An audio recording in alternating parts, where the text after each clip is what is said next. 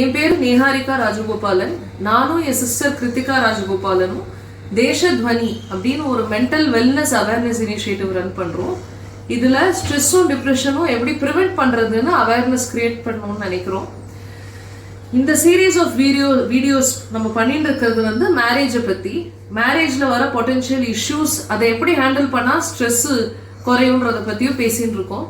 ஏற்கனவே finance, food, communication and relationships பத்தி பேசிட்டோம்.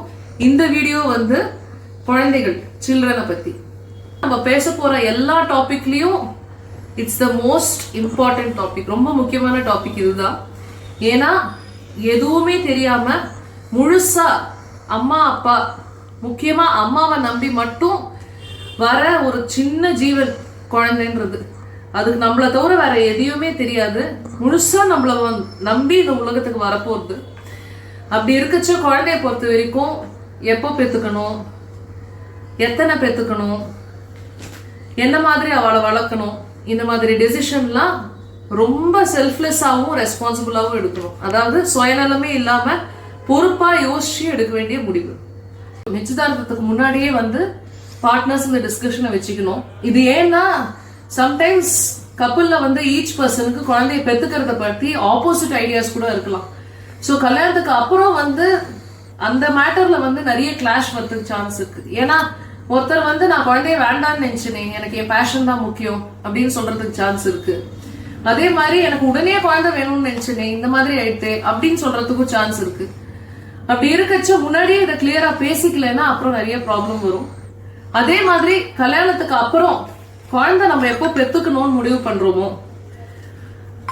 வெதர் அந்த குழந்தை பை மிஸ்டேக் வந்துடுறதோ இல்ல பிளான் பண்ணபடி வயத்துல வந்துடுறதோ, குழந்தைய பெத்துக்கணும், அந்த குழந்தை நம்மளுக்கு வேணும்னு முடிவு பண்ணப்புறம் அஜிஜோ இந்த குழந்தை இப்ப வந்துருத்தே, வேற வழி இல்லாம பெத்துக்கிறோமே அப்படின்ற தாட் வந்து அம்மாக்கோ அப்பாக்கோ ஒரு க்ஷணம் கூட வரக்கூடாது. ஏன்னா ஏற்கனவே சொன்ன மாதிரி அந்த குழந்தை முழுசா நம்மளை நம்பி வருது. அப்படி இருக்கச்ச ஐயோ அப்படின்னு அந்த வேற வழி இல்லை அப்படின்ற தாட் வந்தாலே அந்த குழந்தை மேல, அந்த ஊம்ல இருக்கிற குழந்தை மேல அது ரிஃப்ளெக்ட் ஆகும். அதுவும் இல்லாம இப்போ there is a general case, married couples வந்து சாய்ஸ் எடுத்துக்கிறா. அவ வந்து குழந்தை வந்துடுறது, பட் அப்போ அவளுக்கு கன்வீனியன்டா இல்ல அப்படின்னு அந்த குழந்தைய ரிமூவ் பண்றவாளும் இருக்கா. நான் வந்து வேற வழி இல்ல அப்படின்ற மாதிரி கேசஸ் பத்தி நான் பேசல. It might be a very practical, smart or logical decision. அப்ப நம்ம எடுக்கச்ச we have to choose our brain over our feelings அப்படின்னு நம்ம யோசிச்சு அப்படி எடுக்கலாம். அப்படி அந்த டெசிஷன் எடுத்துட்டா அந்த கப்புள் நடுவுல இருக்கிற ரிலேஷன்ஷிப் அதுக்கப்புறம் சேமாவே இருக்காது. ஏன்னா அந்த டெசிஷனோட இம்பாக்ட் ரெண்டு பேரும் மேலேயும் பயங்கரமா இருக்கும். அந்த ஸ்ட்ரெஸ் பயங்கரமா இருக்கும், எஸ்பெஷலி அம்மா மேல. இமீடியட்டா வேணா தெரியாம இருக்கலாம், பட் கொஞ்சம் வருஷம் கழிச்சு மிடில் ஏஜ் வச்ச அது ரொம்ப நம்ம மைண்ட டவுன் ஆக்கிடும், நம்மள டிப்ரெஸ் ஆக்கிறதுக்கு கூட சான்ஸ் இருக்கு. மென்டல் ப்ரிப்பரேஷன்ன்றது ரொம்ப முக்கியம். ஏன்னா குழந்தை வந்த அப்புறம் எப்படி கல்யாணம் ஆன அப்புறம் லைஃப் மாறுமோ அதே மாதிரி குழந்தை வந்த அப்புறம் ரேடிக்கலா நம்ம லைஃப் சேஞ்ச் ஆயிடும். அதனால the couple should be prepared அந்த குழந்தை வரத்துக்கு. அதுக்குன்னு நான் ப்ரிப்பேர் பண்றதுக்கு டைம் எடுத்துக்கிறேன் அப்படின்னு நிறைய பேர் லேட்டா குழந்தை வேணும் அப்படின்னு டிசைட் பண்ண ஆரம்பிச்சிருக்கா. இதுல வந்து இதுலயும் நிறைய இஷ்யூஸ் இருக்கு. ஏன்னா நம்ம ரொம்ப வெயிட் பண்ணிட்டே போனா மைண்ட் ப்ரிப்பேர் ஆனோம்னு நம்மளுக்கு வந்து ஆகாம கூட போகலாம். சில விஷயம்லாம் நம்ம பண்ணிட்டா ஆட்டோமேட்டிக்கா நம்ம குழந்தை வந்துருத்துனா அம்மா அப்பான்ற ரோலை அசியூம் பண்ணிக்க முடியும். ஸோ ப்ரிப்பரேஷன் வேணும்னு ரொம்ப டிலே பண்ணா குழந்தைக்கும் ஹெல்த் காம்ப்ளிகேஷன் வருது, அம்மாக்கும் ஹெல்த் காம்ப்ளிகேஷன் வருது பிரெக்னன்சி அப்போ, குழந்தை பிறந்த அப்புறம். அது மட்டும் இல்லை, அந்த குழந்தை முக்கியமான ஸ்டேஜுக்கு வச்ச 20-30 இயர்ஸ் இருக்கச்ச அம்மா அப்பா உயிரோட இருப்பாளான்னே கூட தெரியல, அவ்வளோ ஏஜ் ஆகி குழந்தை பெற்றுக்கிறா. நாட் ஓன்லி தட், குழந்தை சின்ன வயசுல வந்து ஓடி விளையாடி நம்ம அது பின்னாடி ஓட வேண்டிய வயசுல அம்மா அப்பா லேட்டா பெற்றுண்டா அவளுக்கு மென்டல் அண்ட் பிசிக்கல் எனர்ஜியே இல்லை, ரொம்ப ட்ரெயின் ஆயிடுறா, குழந்தைய பார்த்துக்க முடியறது இல்லை. அகைன் இது வந்து நான் சொல்றது அம்மா அப்பா சாய்ஸ் எடுத்துக்கிற அம்மா அப்பாவை பத்தி தான், நான் மற்ற கேசஸ் பத்தி சொல்ல. இன்னொரு முக்கியமான விஷயம் என்னன்னா, கல்யாணம் ஆகி ரொம்ப வருஷம் நம்ம குழந்தை பெற்றுக்காம ஒன்னா வாழ்ந்து நம்ம ஒரு லைஃப் ஸ்டைலுக்கு பழக்கின்றோம். வீக்கெண்டானா வெளில போய் தான் ஆகணும், இல்லை ஏதாவது ஒரு ஹாலிடே சேர்ந்த மாதிரி வந்தாலே நம்ம டிராவல் பண்ணி ஆகும், இந்த கடையில தான் துணி வாங்குவோம், ஒரு 3 ஸ்டார் ஹோட்டல் அதுக்கு மேலதான் நாங்க போய் வெளில சாப்பிடுவோம். எங்க ஸ்டாண்டர்ட் இந்த மாதிரி தான் மெயின்டைன் பண்ணுவோம். வீட்டுல எல்லா லேட்டஸ்ட் அப்ளையன்சஸும் வச்சுப்போம் அப்படின்னா ஒரு சர்டன் ஸ்டாண்டர்ட் ஆஃப் லிவிங்க்கு அம்மா அப்பா பழக்கின்றாங்க. ரொம்ப வருஷம் கழிச்சு குழந்தை வந்தா கண்டிப்பா அது ஒரு ஃபைனான்சியல் செட்பேக் வரும். ஏன்னா யாராவது ஒருத்தரால வேலைக்கு போக முடியறது இல்ல வேலையை பார்ட் டைமா கன்வெர்ட் பண்ணிக்க வேண்டியதா இருக்கு. அப்படி வச்ச ஃபைனான்சியல் செட்பேக் வருது. முன்னாடி செலவு பண்ணிட்டு இருந்த மாதிரி இப்ப செலவு பண்ண முடியல. முன்னாடி வாழ்ந்த லைஃப் ஸ்டைல் ஃப்ரீயா எப்போ வேணுமோ போயிட்டு எப்போ வேணுமோ நம்ம என்ஜாய் பண்ணிட்டு அப்படி இருந்த லைஃப் ஸ்டைலையும் கண்டினியூ பண்ண முடியல. பட் நம்ம ரொம்ப வருஷம் அதுக்கு பழகிட்டோம். ஸோ குழந்தை வந்த அப்புறம் அதை பண்ண முடியலன்னா அன்னோயிங்லி அந்த கோவம்லாம் நம்மளுக்கு குழந்தை மேல ஷிஃப்ட் ஆகிறதுக்கு சான்ஸ் இருக்கு. இல்ல நம்ம குழந்தை மேல ஷிஃப்ட் பண்ணலைன்னா அந்த ப்ரெஷர் எல்லாம் பார்ட்னர் மேல ஷிஃப்ட் பண்ணதுக்கு சான்ஸ் இருக்கு. ஸோ எப்படி ரொம்ப ப்ரிப்பரேஷனே இல்லாம குழந்தைய வர வச்சுக்கிறது அது ஒரு விதமான ப்ராப்ளமோ, ரொம்ப லேட்டா குழந்தைய நம்ம லைஃப்ல இன்க்ளூட் பண்ணி அதுக்கப்புறம் அதுக்கு அட்ஜஸ்ட் ஆகிறதும் ரொம்ப கஷ்டம். It is a very stressful process. அதனால ஒரு பேலன்ஸ்ட் அப்ரோச் இருந்தாதான் நல்லது. ஒரு குழந்தை அம்மாவை தவிர இல்ல அம்மா அப்பாவை தவிர வேற யாருக்கிட்ட வளர்ந்தாலும், டே கேர்லயோ இல்ல நானி வளர்த்தாலும் இல்ல பாட்டி தாத்தா வளர்த்தாலும் அந்த குழந்தைய பொறுத்த வரைக்கும் அது அட்ஜஸ்ட்மெண்ட் தான், அது காம்ப்ரமைஸ் தான். ஒரு அம்மா அப்பா கூட இருக்கிறச்ச அந்த குழந்தைக்கு சந்தோஷமா இருக்கிற மாதிரி வேற யார் கூடயுமே இருக்காது. வேற யாரு பார்த்துட்டாலும் அது ஒரு ஃபேவர், ஆப்ளிகேஷன் தான். இதை ஏன் சொல்றேன்னா, ஏற்கனவே சொன்ன மாதிரி அந்த குழந்தை வயத்துல வந்துடுறது, அது என்ன மாதிரி வளரணும், அது யார் கூட வளரணும், இந்த எல்லா முடிவுமே அந்த குழந்தைக்காக அம்மா அப்பா எடுத்துடுறேன். அதனாலதான் சொன்னோம் செல்ஃப்லெஸ்ஸாவும் ரெஸ்பான்சிபிளாவும் அந்த டெசிஷன் எடுக்கணும்னு. ஏன்னா அந்த குழந்தை பிறந்த அப்புறம் ஏஜ்டு பேரண்ட்ஸ் தான் இருக்கணும்ன்ற முடிவு நம்ம எடுக்கிறோம். பிறந்த அப்புறம் நம்ம கிட்ட வளர வேண்டாம், பாட்டி தாத்தா கிட்ட விட்டுறலாம், இல்ல டே கேர் கிட்ட விட்டுறலாம், இல்ல நானி கிட்ட விட்டுறலாம், நம்மளுக்கும் ஒரே வாழ்க்கை தானே, நம்மளும் நம்ம ஃபேஷனை ஃபாலோ பண்ண வேண்டாமா அப்படின்னு அந்த முடிவும் நம்ம எடுக்கிறோம். ஸோ சந்தோஷ் சுப்ரமணியம் படம் பார்த்தீங்களான்னு தெரியல, அதுல ஹீரோ அதான் சொல்லுவாரு, நான் சிம்பிளா எங்க அம்மாவை போய் கிச்சன்ல ஒரு பீஸ் வெல்லம் கொடுங்க அப்படின்னு கேட்டா வெள்ளம்லாம் சாப்பிட வேண்டாம்னு எங்க அப்பா அமெரிக்கால இருந்து சாக்லேட்ஸ் வாங்கி கொடுப்பாரு அப்படின்னு சொல்லுவாரு. ஸோ அந்த குழந்தை கூட இருக்க வேண்டாம், நம்ம அந்த குழந்தைக்கு ஒரு நல்ல ஸ்டாண்டர்ட் ஆஃப் லிவிங் கொடுக்கறது தான் முக்கியம், நல்ல ஒரு ஃபைனான்சியல் பேக்கிங் வைக்கிறது தான் முக்கியம்னு அம்மா அப்பா முடிவெடுத்து வெளில வேலைக்கு போயிடுறாங்க. அவங்கள பொறுத்த வரைக்கும் அவங்க கரெக்ட். பட் அப்படி முடிவெடுத்து போச்சு அந்த குழந்தைக்கு தேவை அம்மா கூட இருக்கிறது இல்ல அப்பா கூட இருக்கிற டைம் ஸ்பெண்ட் பண்ற அஃபெக்ஷன் தான். பட் அந்த குழந்தை பிஹாஃப்ல நம்ம முடிவு எடுத்துடுறோம் நம்ம கூட இருக்க வேண்டாம் அப்படின்னு. நிறைய ஒர்க்கிங் பேரண்ட்ஸ் கிட்ட இதுதான் இஷ்யூவா இருக்கு. யாரா ஒருத்தராவது அந்த ஜாபை ஃபிளெக்சிபிளா மாத்திக்கிற சூழ்நிலை வரும் குழந்தை பிறந்தப்புறம். பட் எல்லாருமே ஃபுல் டைம் ஒர்க்குக்கு தான் ரிட்டர்ன் ஆறா. இப்படி இருக்கச்ச குழந்தை என்ன பண்ணும், இனிஷியலா அம்மா வெளில போனாலோ இல்ல அப்பா விட்டுட்டு போனாலோ அழ ஆரம்பிக்கும். கொஞ்ச நாள் கழிச்சு அழுக கூட பரவாயில்ல, டோட்டல் சைலன்ஸ் அண்ட் அட்ஜஸ்ட்மெண்ட் வந்துடும். பரவாயில்ல அவங்க போயிட்டு வரட்டோன்னு யாரு பாத்துக்கிறாங்களோ அவங்க கிட்ட அட்ஜஸ்ட் பண்ணுங்க ஆரம்பிச்சிருவாங்க. சந்தோஷமா இருப்பாங்க, சிரிப்பாங்க. ஏன்னா அந்த லைஃபுக்கு அவங்க அட்ஜஸ்ட் ஆயிட்டாங்க. அப்படி அவங்க அதை வாய் மூடிட்டு அட்ஜஸ்ட் பண்ணி போறாங்கன்னா அந்த சைலன்ஸ் இன்னும் டேஞ்சரஸ்.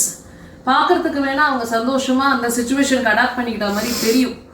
பட் ரொம்ப வருஷம் அவங்களுக்கு வர எமோஷன்ஸ் எல்லாம் அம்மா கிட்டயோ அப்பா கிட்டயோ சொல்லதான் குழந்தைங்களுக்கு கம்ஃபர்டபுளா இருக்கும். போய் பாட்டி தாத்தா இல்ல நானி இல்ல டே கேர்ல அவங்களால சொல்ல முடியாது.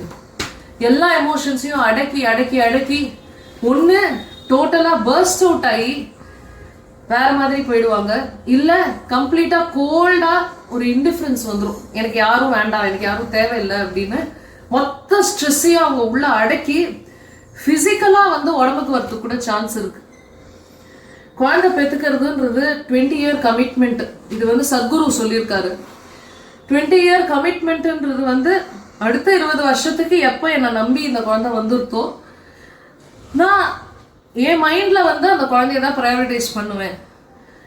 ஸோ அதுக்கு மென்டலா பிசிக்கலா எமோஷனலா ஃபைனான்சியலா நான் ப்ரிப்பேர்டா தான் பண்ணுவேன் அப்படின்ற கமிட்மெண்ட்டை நம்ம எடுத்துக்கணும்.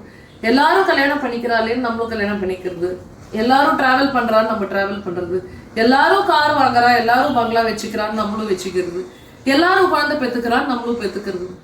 ஸோ லைஃப் வந்து ஒரு செக்லிஸ்ட் கிடையாது. நான் பண்ணிட்டேன், கார் வாங்கிட்டேன், டிக், குழந்தை பெற்றுட்டேன், டிக், குழந்தைக்கு யாரோ வளர்த்துட்டு இருக்காங்க, நான் வேலைக்கு போயிட்டு இருக்கேன், டிக் அப்படின்றதுக்கு அந்த குழந்தை வந்து ஒரு human being. They are not another thing to be ticked off your checklist.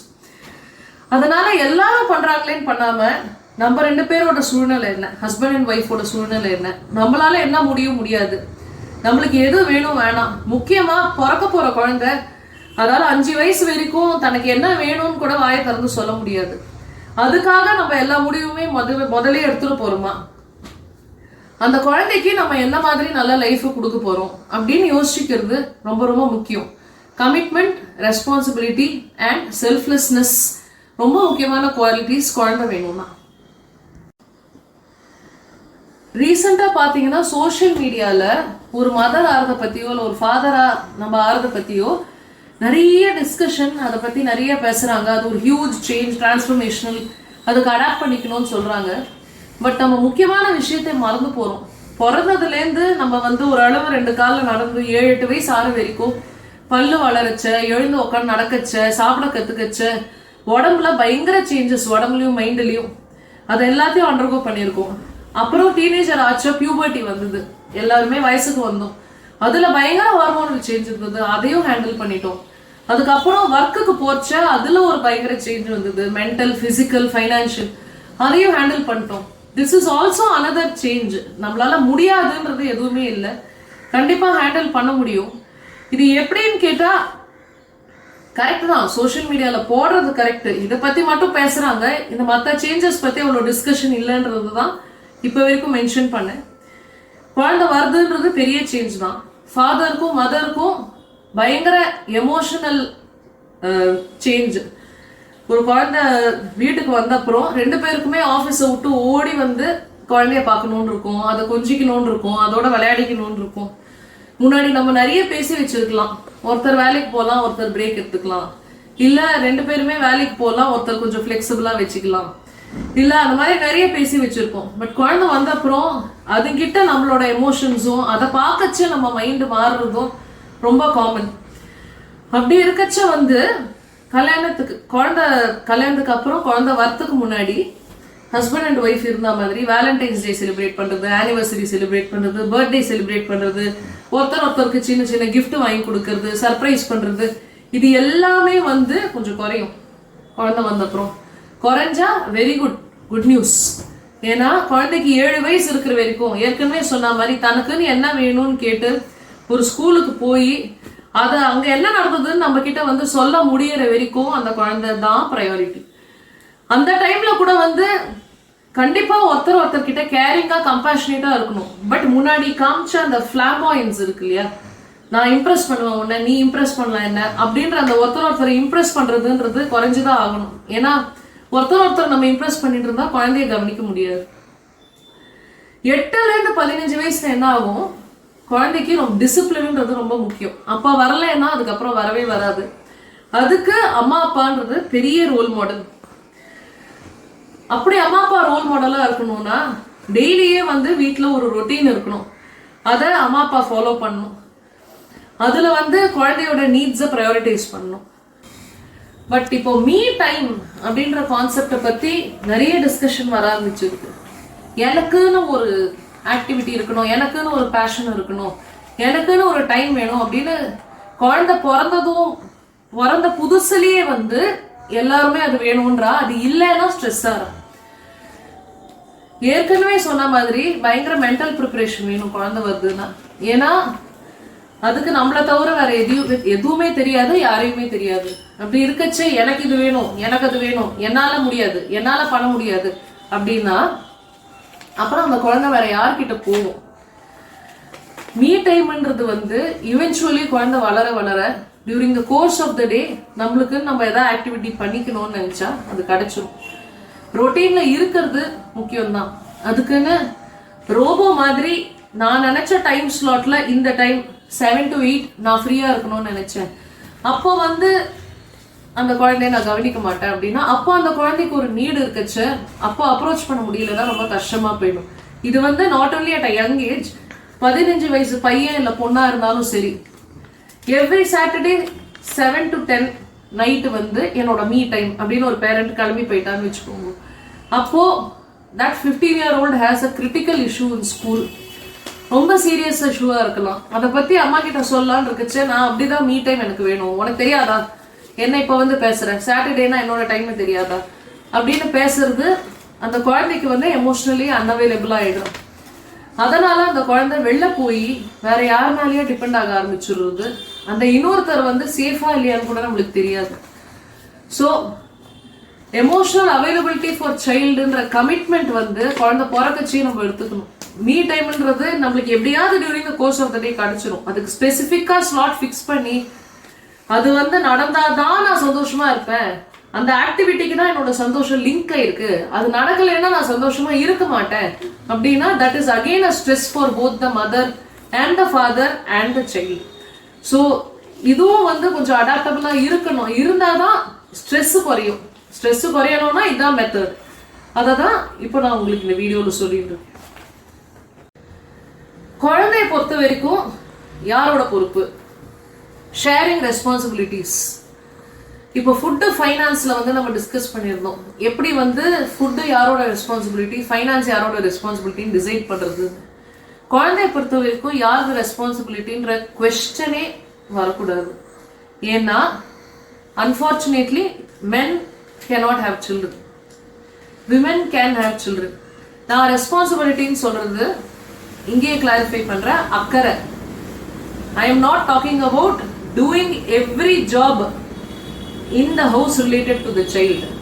Responsibility, அந்த வேலை நடந்து முடிஞ்சதா இல்லையா, நம்ம குழந்தைக்கு வேலைக்கு உள்ள போச்சா இல்லையா, நம்ம குழந்தை ஸ்கூல்ல இருந்து வந்தாச்சா, ஸ்கூலுக்கு போயாச்சா, நம்ம குழந்தை என்ன பண்ணிட்டு இருக்கு அப்படின்ற அந்த அக்கௌண்டபிலிட்டி அம்மா கிட்ட தான் இருக்கணும். இது வந்து ரொம்ப தீவிரமா சொல்ற மாதிரி இருக்கும். It's not a patriarchal statement, it's not a மேல் ஷாவனிஸ்டிக் ஸ்டேட்மெண்ட். நான் சொன்ன மாதிரி அம்மாவால தான் குழந்தை பெற்றுக்க முடியும். அந்த குழந்தை வந்து ஃபிளஷ் அண்ட் பிளட் அம்மா கிட்டே தான் வந்துருக்கு. Brain cells connected, mentally connected. இப்போ ஒருத்தருக்கு 30 வயசு ஆகுது, அவ எங்கேயா ஜெர்மனில ஃபுட்பால் விளையாடிட்டு இருக்கா, அம்மா இங்க ஸ்ரீரங்கத்துல இருக்கான்னு வச்சுக்கோங்க. அங்க ஃபுட்பால் வந்து குழந்தை காலில் வந்து பட்டு அடிப்படை போறதுன்னு இங்க அம்மாவுக்கு தெரியும். That is mother's intuition. So ஒரு அம்மா வந்து குழந்தைய பத்தி யோசிக்கிற மாதிரி ஒரு அப்பாவாலேயோ இல்ல குடும்பத்துல வேற யாராலையும் யோசிக்க முடியாது. கண்டிப்பா அப்பாவால வந்து அம்மாக்கு தண்ணீர் இருக்கச்ச ஹெல்ப்பா இருக்க முடியும், கேப்பை ஃபில்அப் பண்ண முடியும். குழந்தை மேல இருக்கிற ஆசைனாலையும் அஃபெக்ஷன்னாலையும் ஹெல்ப் பண்ண முடியும். பட் அம்மா மாதிரி வரவே வராது. Totally by flesh, blood and brain அம்மாவும் குழந்தையும் கனெக்டட். அதனால வந்து அம்மா அதுக்குன்னு அம்மா சஃபரேன் இருக்கச்ச மற்றவெல்லாம் வேடிக்கை பார்க்கணும், அப்பாவும் வேடிக்கை பார்க்கணும்னு சொல்ல வரல.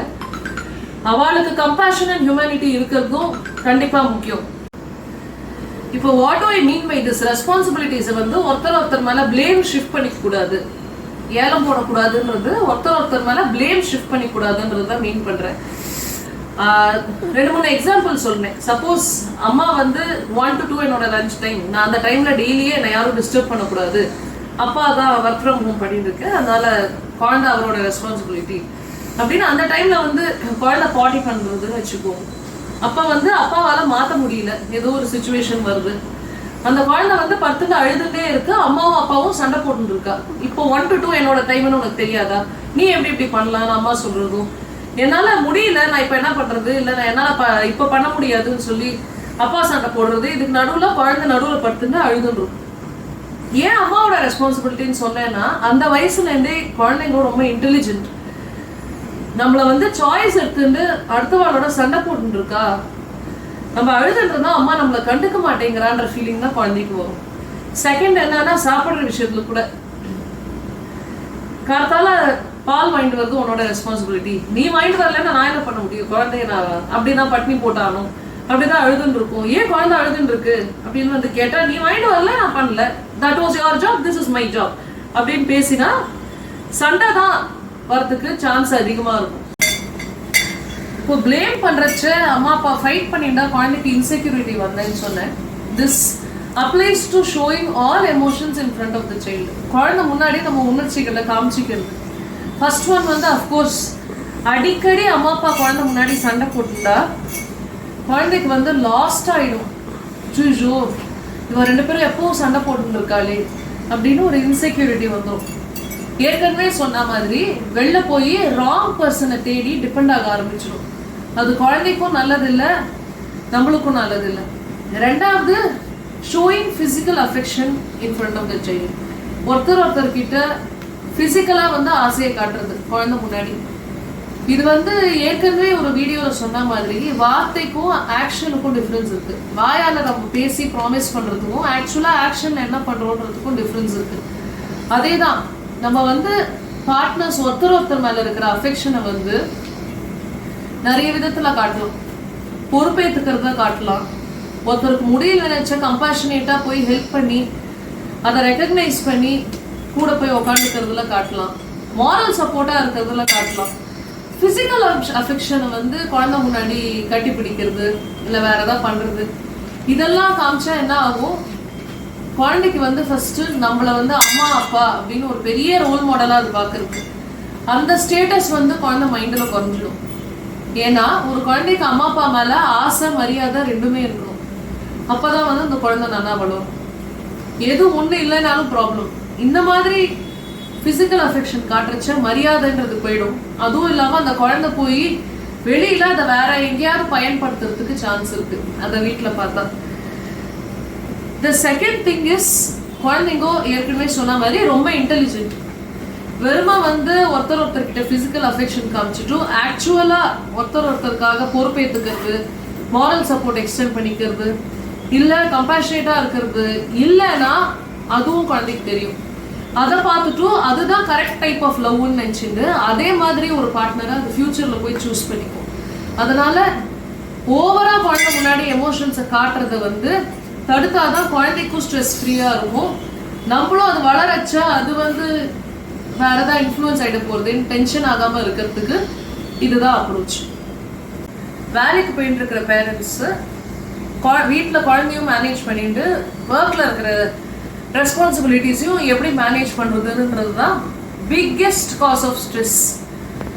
இப்போ நிறைய பேர் நிறைய படிச்சிடணும், அதனால வேலைக்கு போகாமல் இருக்க முடியாது. நம்ம படிப்பை யூஸ் பண்ணி ஏதாவது ஒன்று கான்ட்ரிபியூட் பண்ணணும்னு நம்ம எல்லாருக்குமே இருக்கும். ஆனால் ஏற்கனவே சொன்ன மாதிரி குழந்தை வந்த அப்புறம் ஏதாவது ஒரு பேரண்ட் வந்து கொஞ்சம் ஃப்ளெக்சிபிளான ஆப்ஷனை சூஸ் பண்ணிக்கிறது தான் நல்லது.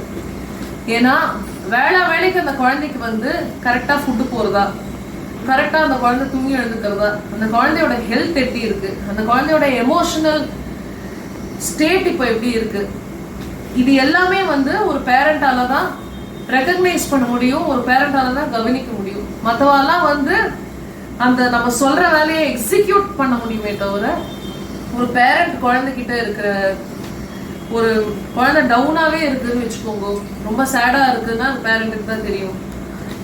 குழந்தை சரியா சாப்பிடலைன்னா அது ஏன்னு பேரண்ட்டுக்கு முக்கியமாக அம்மாவுக்கு தான் தெரியும். ஸோ ப்ரிஃபரபிளி அம்மா இன்னும் ஃப்ளெக்சிபிளான ஜாப் செலக்ட் பண்ணியிருந்தா குழந்தைக்கு கம்ஃபர்டபுளாக இருக்கும். ஏன்னா நம்ம வந்து குழந்தைய நானி கிட்டேயோ இல்லை டே கேர்லையோ இல்லை கிராண்ட் பேரண்ட்ஸ் கிட்டேயோ விட்டுட்டு போனால் என்ன ஆகும்? அவள் வந்து நம்ம சொல்லிட்டு போன ஃபுட்டை வந்து குழந்தை கொடுக்குறானே வச்சுக்கோங்க, அப்போ வந்து குழந்தைக்கு வாந்தி வர மாதிரி இருக்கு, அது ஒரு அம்மா பார்த்தா டக்குன்னு கண்டுபிடிச்சிடுவா.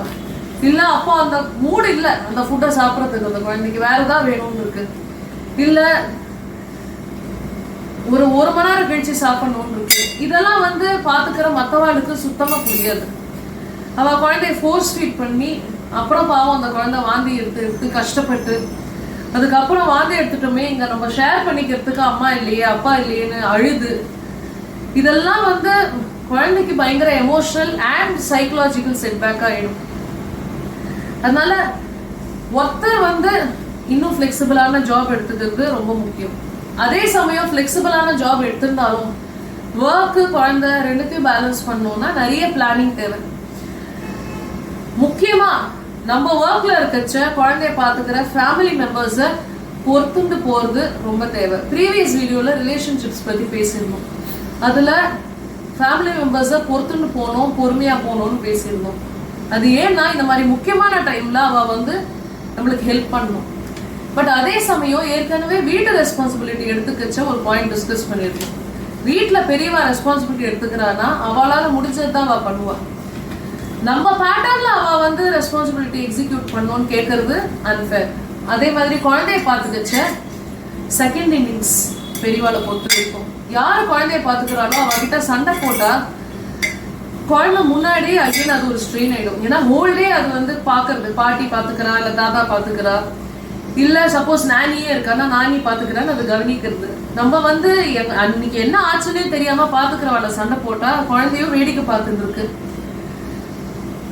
ஏற்கனவே சொன்ன மாதிரி human nature is to take advantage. குழந்தை வளர வளர என்ன பண்ணும், இந்த லேக் ஆஃப் யூனிட்டி இருக்கு இல்லையா, பெரியவா நடுவுலயே டிஸ்அக்ரிமெண்ட் இருந்தா அதை யூஸ் பண்ணி தனக்கு வேணும்ன்ற வேலையை நடத்திக்கும். வளர்ந்த குழந்தைய பத்தியே சொல்றேன். 17-18 வயசு ஆயிடுத்து, அம்மாவுக்கும் பாட்டிக்கும் சரியா ஒத்து வராது. பாட்டி தான் வீட்டுல பாத்துக்கிறா, அம்மா வேலைக்கு போறான்னா அவ நடுவுல இருக்கிற டிஃபரன்சஸை யூஸ் பண்ணி விளையாடி அவ நடுவுல கம்யூனிகேஷன் இல்லாம பண்ணி பாட்டி கிட்ட பேசி மொபைல டாப் அப் பண்ண சொல்லி அது பாட்டுக்கு அவ கிட்ட வாங்கிட்டு அது பாட்டுக்கு போய் தான் வேலையை நடத்திக்கும். இது வந்து வளர்ந்து வளர்ந்து பெரிய பிரச்சனை ஆகிறதுக்கு சான்ஸ் இருக்கு. அதனால பெரியவா நடுவுல யூனிட்டி இருக்கிறது ரொம்ப ரொம்ப முக்கியம். அதே மாதிரி குழந்தை வந்து வேற யாரோ பாத்துக்கிறா, பாட்டி பாத்துக்கிறா இல்ல நானி பாத்துக்கிறா அப்படின்னா நம்ம கிட்ட க்ளோஸ் ஆகாம அவகிட்ட க்ளோஸ் ஆயிட போதே அப்படின்ற ஆங்ஸைட்டி வந்து பேரண்ட்ஸ்க்கு வந்துடக்கூடாது. ஏன்னா நம்ம தான் சாய்ஸ் எடுத்துட்டு இருக்கோம். இவ என்னடா இவன் நம்ம லைஃப வாழவே விடாம குழந்தைனே பேசிட்டு இருக்கா அப்படின்னு நிறைய பேருக்கு தோணலாம். இந்த வீடியோ பார்த்துட்டும் குழந்தை வளர்க்கறது தான் என்னோட ஒன்லி பர்பஸா, எனக்கு லைஃப்ல வேற பர்பஸே இல்லையா, I need to find my purpose அப்படின்னு நிறைய பேர் யோசிக்கலாம். போத் ஃபாதர் அண்ட் மதர் ஒரு நல்ல ரெஸ்பான்சிபிள் குட் வெல் பிஹேவ் சிட்டிசனை வளர்த்து இந்த கண்ட்ரிக்கு கொடுக்கறதுன்றது நம்ம அச்சீவ் பண்ணோம்னு நினைக்கிற எல்லா பர்பஸோடையும் it's a very big purpose. அதனால நம்ம குழந்தைய மட்டும் பார்த்துக்கிறோம், நம்ம வேற எதுவும் பண்ணல அப்படின்ற கவலை வந்து வேற போத் மதர் அண்ட் ஃபாதருக்கு வந்து வரவே கூடாது. ஏன் வந்து இவ குழந்தைய பத்தியே பேசிட்டு இருக்கா அப்படின்னா நம்மளை சுத்தியே நம்ம நிறைய பேரை பார்க்குறோம். நிறைய பேருக்கு நல்ல சைல்ட்ஹுட்டே இருக்கிறது இல்லை. அதனால என்ன ஆகும்னா சைல்ட்ஹுட்ல செக்யூரா அம்மா அப்பா நம்மளுக்கு இருக்கா, நம்மளுக்காக பொறுப்பேற்று இருக்கா அப்படின்ற அந்த ஃபீலிங் இல்லைன்னு வச்சுக்கோங்க. அந்த குழந்தை வந்து வளர்ந்து வெளில போய் உலகத்தை ஃபேஸ் பண்ணச்ச இன்செக்யூரிட்டியில வந்து ஐதர் ஏற்கனவே சொன்ன மாதிரி ராங் பர்சன் மேல டிபெண்ட் ஆயிடும் ஆர் ரொம்ப கிஞ்சி ஆயிடும். அதாவது போய் இண்டிபெண்டா வாழவே தெரியாத மாதிரி ஒரு குழந்தைய ஆயிடும்.